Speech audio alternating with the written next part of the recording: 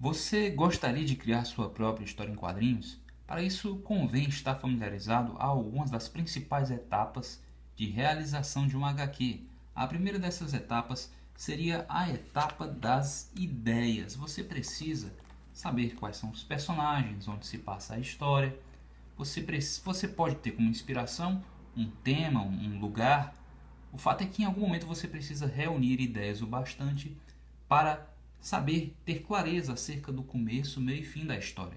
Quando você define o começo, o meio e o fim da história, você tem o que seria o argumento, os principais acontecimentos, a junção das situações mais interessantes da sua história, as principais delas, as principais entre elas.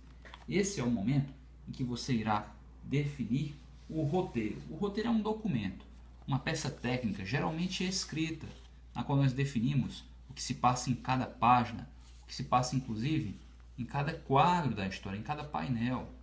Bem, você define em cada painel, por fim, quais os acontecimentos, quais as ações e qual cada fala, correspondente aos personagens que preenchem a HQ, que ocupam a HQ.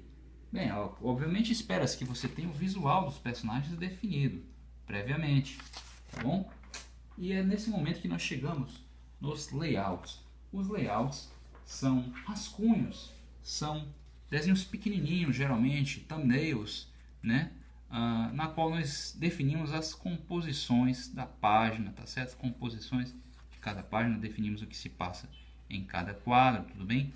Não existem grandes especificações acerca dos layouts. O ideal é que os layouts sejam rápidos, que eles sejam feitos com agilidade, para expressar bem a composição da página mais que qualquer outra coisa.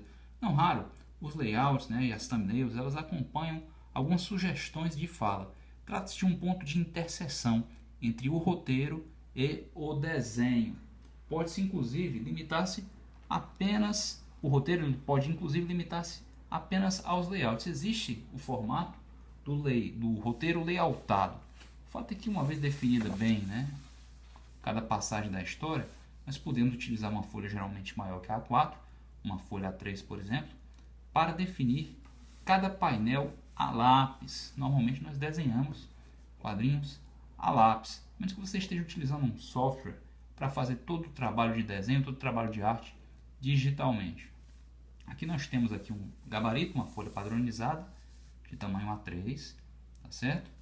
Onde cada um desses painéis foi definido com lápis e lapiseira. Existe uma infinidade de etapas a se considerar no desenho em si, como no roteiro. Posteriormente eu vou estar falando sobre cada uma dessas etapas. E se você está gostando do conteúdo até aqui, você já pode inclusive se inscrever. Nesse canal nós falamos sobre desenho, falamos também, como você pode ver, sobre histórias em quadrinhos. Então se você tem interesse em aprender sobre esses assuntos, se inscreve. Lembre-se também de apresentar esse conteúdo para o seu amigo que goza de igual interesse, tudo bem?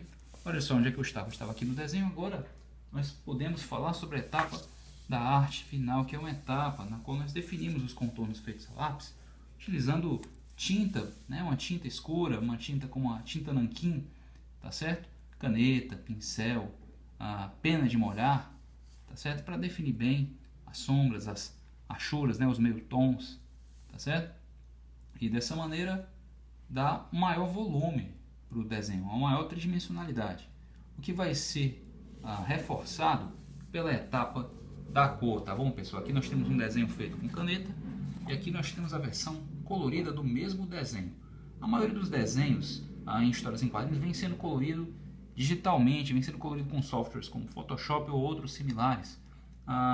Anteriormente, no passado, essas cores eram feitas com retículas e ocasionalmente elas são vistas também sendo realizadas com técnicas de pintura tradicional. Isso não é tão comum na indústria, porém vê-se muitos quadrinhos coloridos de forma tradicional, coloridos com guache, aquarela, até mesmo tinta a óleo, como é o caso do El Mercenário, do Vicente Segreles. Eu recomendo fortemente que vocês busquem esse quadrinho, tá bom? É realmente interessante. Muito bem, aqui nós temos uma versão interna do quadrinho, do ponto cego, certo? Colorido digitalmente. E aqui nós temos a próxima etapa sobre a qual desejo falar, a etapa na qual nós definimos cada balão e também letramos o conteúdo referente a cada balão, a etapa do balonamento e letramento, tá certo? Uma vez concluído isso aqui, nós podemos fazer uma segunda revisão do texto. Uma primeira seria feita logo após o roteiro, tá certo? Nós podemos fazer uma segunda revisão do texto para então fechar o nosso arquivo digital, enviar para a gráfica e imprimir o nosso quadrinho. O fato é que hoje em dia, atualmente, nem todo quadrinho, gente, vem sendo impresso. Existe a possibilidade de concluir um quadrinho, concluir a realização do quadrinho digitalmente, de forma 100% digital. Existem os e-books, ou seja, nós podemos, ao final desse processo de realização do roteiro, do desenho da arte final, da colorização, do letramento, nós podemos simplesmente fechar o arquivo e ter um PDF, uma versão digital da HQ, certo? Com essa versão digital, nós podemos dar o quadrinho por concluído. Você já conhecia essas etapas? Alguma delas lhe chamou a atenção? A maioria de vocês aqui no canal desenha. Eu tenho todo o interesse em me aprofundar mais e mais no tema do desenho. Esse é o foco do canal. Mas eu gostaria também de falar a vocês sobre roteiro, sobre cores. Mas para isso eu preciso que você confirme o seu interesse aí na área de comentários. Comenta se você tem interesse, certo? E que o canal busque aprofundar-se também nesse tema, tá bom? Então, pessoal, olha, cada uma dessas etapas, como eu disse anteriormente, ela tem uma série de particularidades. O roteiro requer a compreensão, tá certo, de tópicos referentes exclusivamente à construção de personagem, a construção da psicologia do personagem, a construção de trama, tá certo?